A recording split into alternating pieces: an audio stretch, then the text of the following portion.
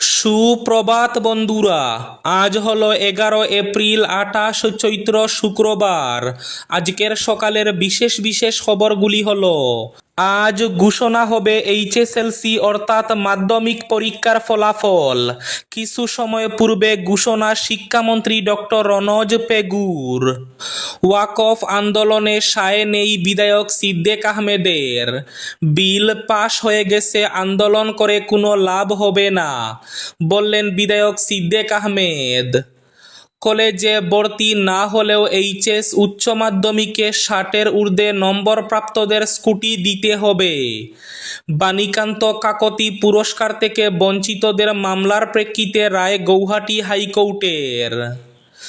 দীর্ঘ টানাপোড়েনের পর অবশেষে শ্রীভূমি তথা করিমগঞ্জে জেলা পরিষদ আসনের প্রার্থী তালিকা ঘোষণা কংগ্রেসের। এক হৃদয় বিদারক সড়ক দুর্ঘটনা। আলগাপুর মোহনপুরে ট্রাক ও বাইকের মুখোমুখি সংঘর্ষে মৃত্যু ঘটল এক তরতাজা যুবকের। আগামী 3 থেকে 4 দিন রাজ্যের বিভিন্ন জেলায় কালবৈশাখী ঝড় তুফানের সতর্কতা জারি। পঞ্চায়েত ভোটের মনোনয়ন দাখিলে উপচে পড়া ভিড়, যানজটে নাজেহাল লোয়াইরপুয়া। শ্রীভূমি তথা করিমগঞ্জে ঝড় তুফানে জ্বরে বিদ্যুতের তার ছিঁড়ে ম্যাজিক ট্রাকে আগুন। হাইলাকান্দি জেলা পরিষদের 4টি আসনে 19টি মনোনয়নপত্র জমা। একই চত্বরে থাকতে হবে ব্যালট বাক্স বিতরণ, গ্রহণ কেন্দ্র, স্ট্রং রুম, বুথ গণনা কেন্দ্র, নির্দেশ কমিশনের। হাইলাকান্দিতে কংগ্রেসের টিকিট বঞ্চিতদের প্রার্থী করে চমক রাইজর দলের। পঞ্চায়েত ভোটে হাইলাকান্দির আইন শৃঙ্খলা পরিস্থিতি পর্যালোচনা করলেন আইজিপি। ওয়াকফ আইন বাতিলের দাবিতে এবার কালীগঞ্জে রাস্তায় প্রতিবাদ মিছিল।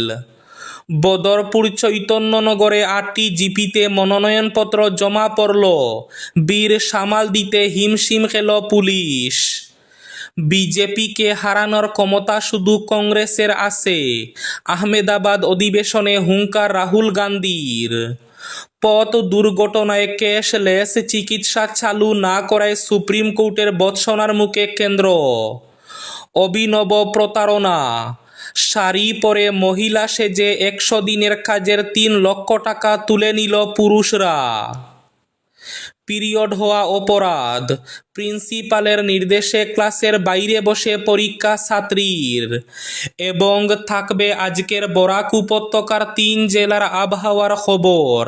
তাহলে বিস্তারিত খবরে যাওয়ার আগে অবশ্যই ভিডিওটিতে একটি লাইক করে চ্যানেলটি সাবস্ক্রাইব করে পাশের বেল আইকনটি বাজিয়ে রাখবেন এবং ফেসবুক পেজটি ফলো করে ভিডিওটি অবশ্যই শেয়ার করবেন, যাতে সঠিক তথ্যগুলো সবার কাছে পৌঁছাতে পারে।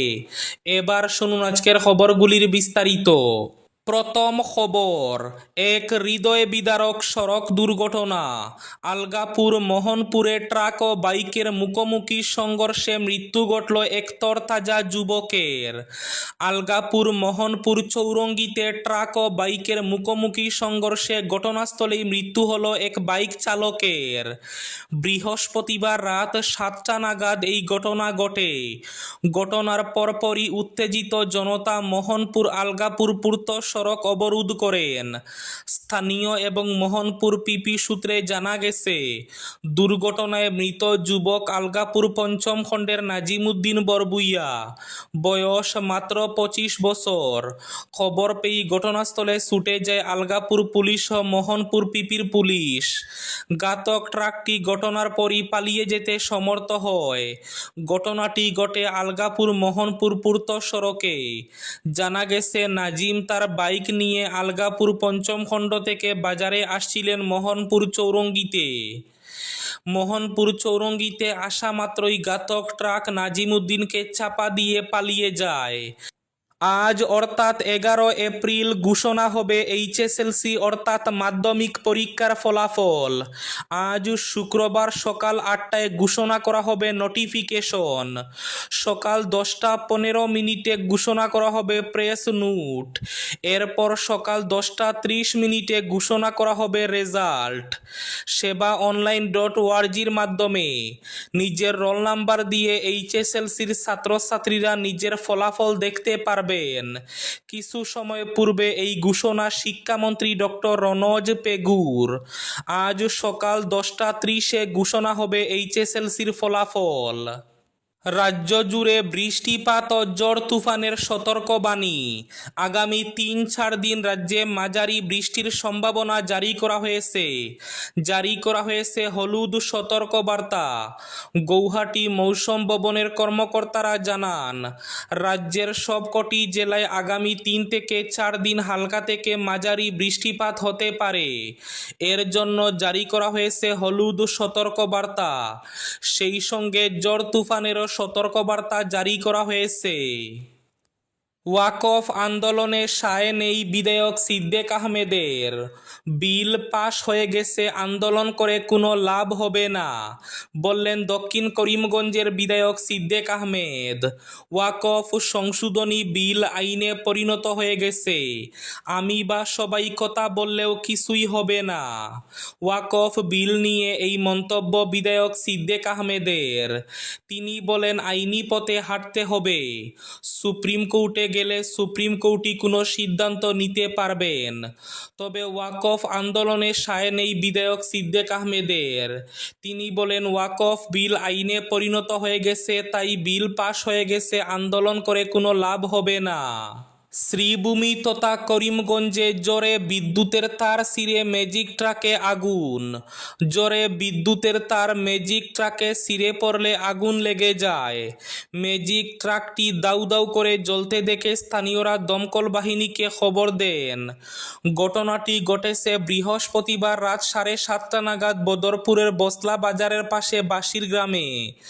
জানা যায়, পূর্ত সড়কের উপর দাঁড়িয়ে থাকা AS10 AC 4961 নম্বরের একটি ম্যাজিক ট্রাকের উপর বিদ্যুতের তার হঠাৎ ছিঁড়ে পড়ে।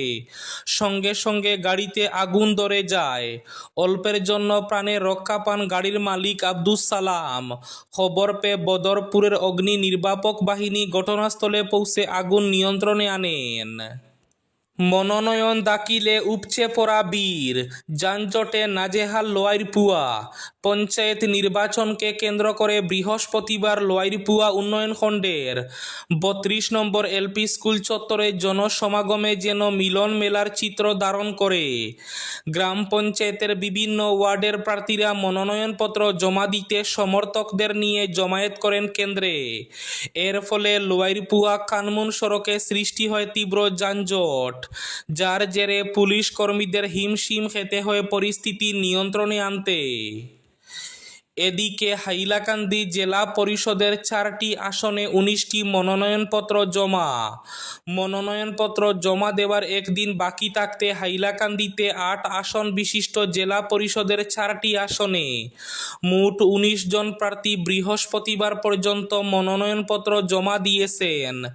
রামচন্ডী নিমাইচাঁদপুর জেলা পরিষদ আসনে 5 জন, জামিরা শাহবাদ আসনে 1 জন প্রার্থী, আলগাপুর কাঞ্চনপুরে 8 জন এবং নারায়ণপুর বন্দুকমারা জেলা পরিষদ আসনে 5 জন প্রার্থী বৃহস্পতিবার তাদের মনোনয়নপত্র জমা দিয়েছেন।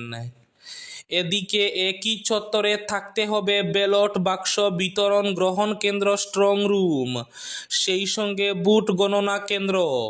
নির্দেশ কমিশনের।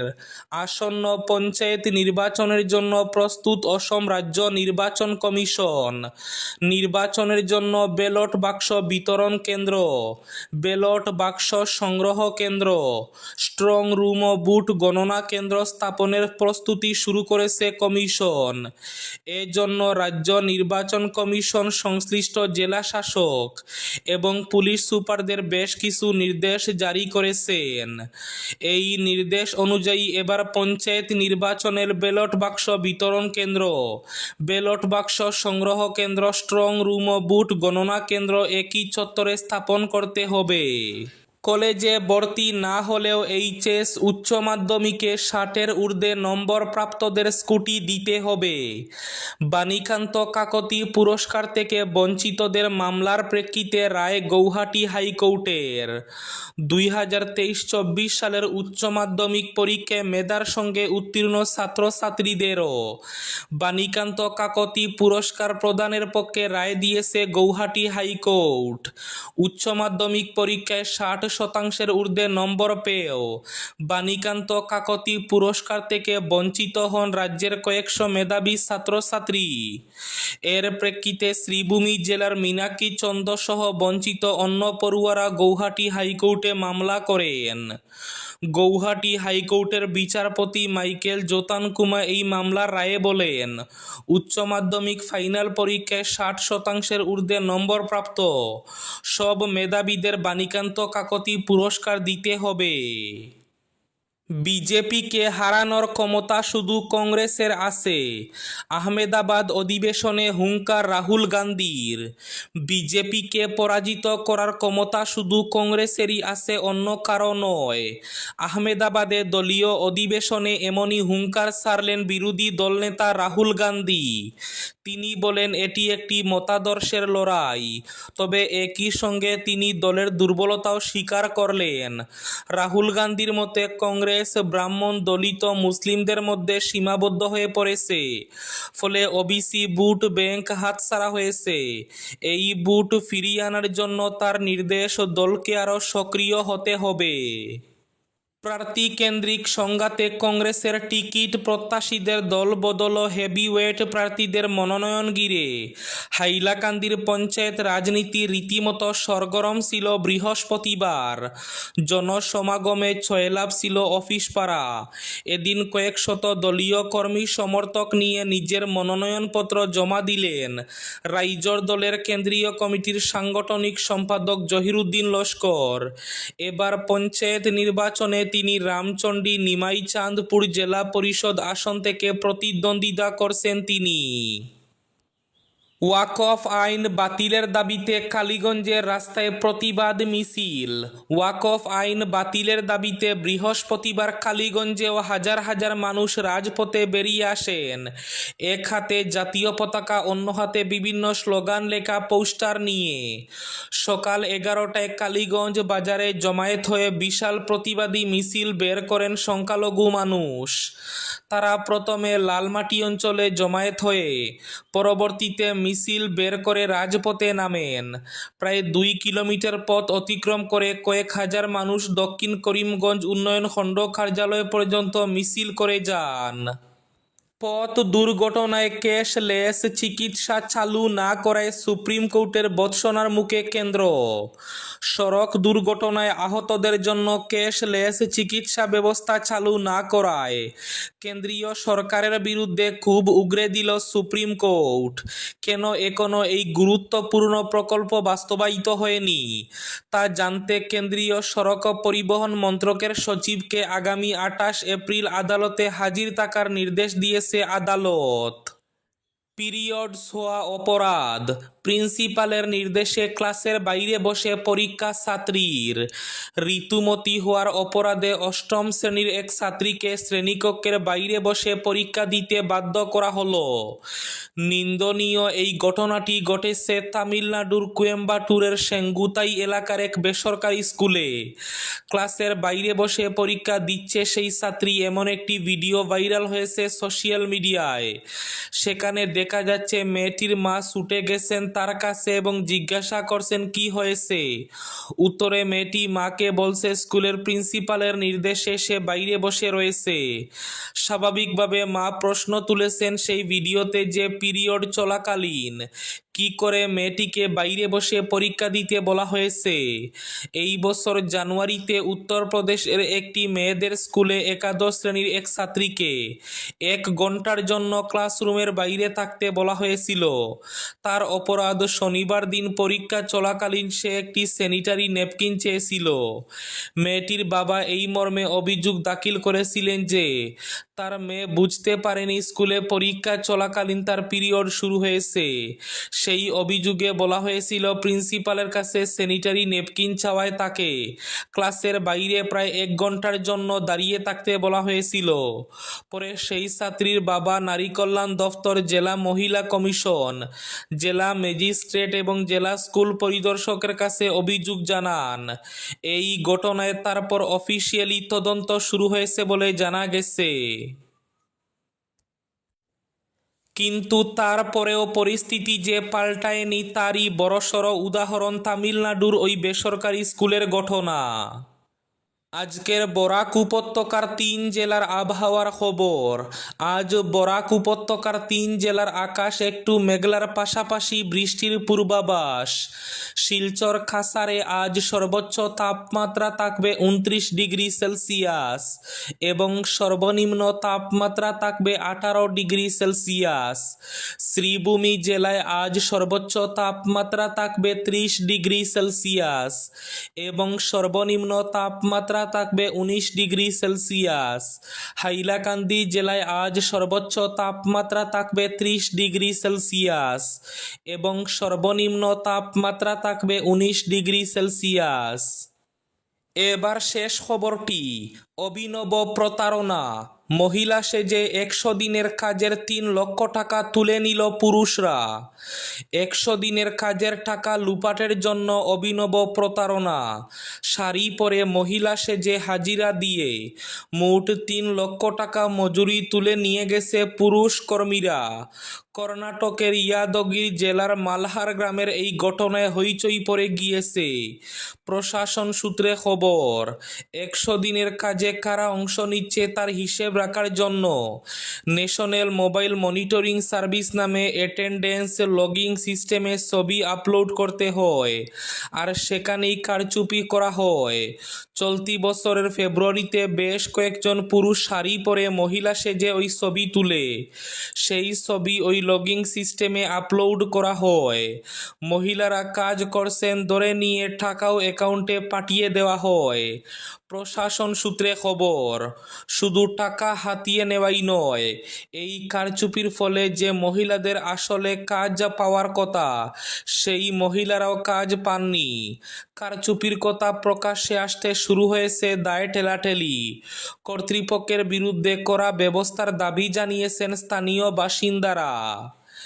এই ছিল আজকের সকালের বিশেষ বিশেষ খবরগুলি। ভিডিওটি অবশ্যই লাইক করে শেয়ার করে দেবেন।